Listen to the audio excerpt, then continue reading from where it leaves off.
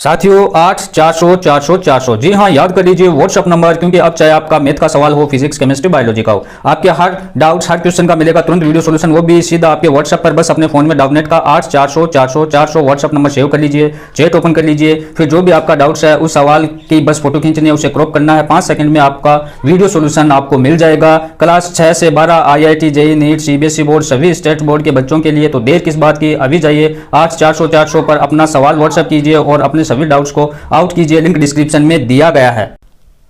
साथियों नमस्कार, मैं रमेश काला जीके विद काला पर आपका स्वागत करता हूं। दोस्तों, कक्षा 12 हिंदी साहित्य का अर्धवार्षिक परीक्षा का पूरा पेपर मैं आपको दे रहा हूं। ध्यान से आपको लास्ट तक देख लेना, उत्तर सहित है। पूर्णांक आपका 48 नंबर का रहेगा, समय आपका 2 घंटे 45 मिनट का रहेगा। और ये आप देख सकते हैं कि अर्धवार्षिक परीक्षा 2021-22 2 दिसंबर 2021 में हमारी परीक्षा हो रही है, उसका ये फाइनल पेपर है। कक्षा 12 का समय 2 घंटे 45 मिनट, पूर्णांक 48 नंबर।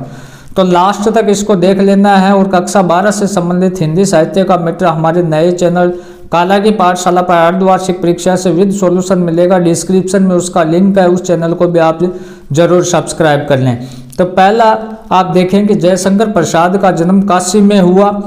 प्रसाद जी अत्यंत सौम्य, शांत एवं गंभीर प्रकृति के व्यक्ति थे। प्रसाद जी ने कविता के साथ नाटक, उपन्यास, कहानी संग्रह, निबंध आदि विधाओं में लेखन कार्य किया। उनकी प्रमुख रचनाएं हैं अजातशत्रु, स्कंदगुप्त, चंद्रगुप्त, राजश्री, कंकाल, तितली आदि, इंद्रजाल, झरना, आंसू, लहर आदि। तो ये थी। और उसके बाद आप देखो कि प्रश्न इसमें बताए गए हैं कि निम्नलिखित पद्यांश को पढ़कर प्रश्नों के उत्तर आपको देने हैं। तो ये देखो, ये पद्यांश आपको पढ़ना है। आह वेदना मिली विदाई, मैंने भ्रमवश जीवन संचित, मधुकरियों की भीख लुटाई, छल छल थे संध्या के श्रमकण, आंसू से गिरते थे प्रतिक्षण, मेरी यात्रा पर लेती थी निर्वता का अनंत अंगड़ाई। तो आह वेदना मिली विदाई कविता में कौन सा भाव है ये आपको बताना है। मधुकरियों की भीख लुटाई रेखांकित शब्द का अर्थ आपको बताना है। छल छल में कौन सा अलंकार है ये आपको बताना है। तो देखो, हिंदी साहित्य का ये पद्यांश यहाँ दिया गया है कि अरुण ये मधुमेह देश हमारा, जहाँ पहुँच अनजान क्षितिज को मिलता एक सहारा, सरस तामरस गर्भ विभा पर नाच रही, तरु शिखा मनोहर छिटका जीवन हरियाली पर, मंगल कुकुम सारा, लघु सुरधनु से पख पसारे, शीतल मले समीर सहारे, उड़ते खग जिस और मुँह किए, समझ निड निज प्यारा।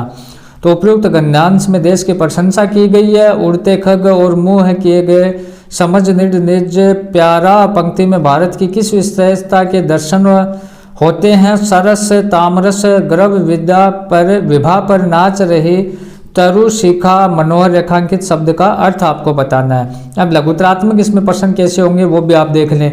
मैंने भ्रमवश जीवन संचित, मधुकरियों की भीख लुटाई पंक्ति का भाव आपको स्पष्ट करना है। कवि ने आशा को बावली क्यों कहा, देवसेना के हार व निराशा के क्या कारण थे। तो ये देखो, देवसेना के गीत, इसके बारे में आपको बताना है। तो महत्वपूर्ण मैं आपको हिंदी साहित्य का पेपर आपको दे रहा हूँ, तो इसको आप जरूर तैयार करके जाएं साथियों। अर्धवार्षिक परीक्षा में कई क्वेश्चन इसमें से पूछे जाएंगे। हाँ, ये लघुतरात्मक प्रश्न, इनको आप जरूर देखें। कंठ रुक रहा है, काल आ रहा, ये भावना कवि के मन में क्यों आई, कवि को अपनी स्वर्गीय पत्नी की याद क्यों आई, सरोज का विवाह अन्य विवाहों से किस प्रकार भिन्न है, नत नैनो में कौन सा अलंकार है, रूपक वर्कोक्ति है, उपमा अनुप्रास है, जल उठो फिर सिंचने को, इस पंक्ति का भाव सुंदरी स्पष्ट कीजिए। तो इस प्रश्न पत्र को अच्छे से आप तैयार जरूर कर लें साथियों। हिंदी साहित्य का अर्धवार्षिक परीक्षा का यह हमारा पेपर था। धन्यवाद।